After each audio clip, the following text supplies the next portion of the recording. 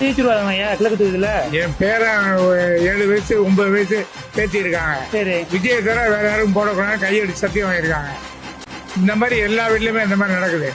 ஒரு சத்தியமே வாங்கிட்டாங்களா பிள்ளைங்க? ஒவ்வொரு வீட்லயுமே இருக்க சின்ன பிள்ளைங்க அத்தனையுமே விஜய் தான் வேணும் விஜய் தான் வேணும் ஒரு பார்மாட்டியா இருக்கு.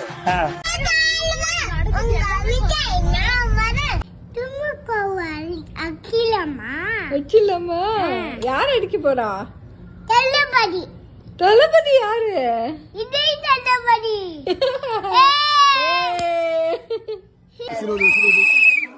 நம்மளது சின்ன டிவிக்கு தீவிரமான விஜய் இல்லடா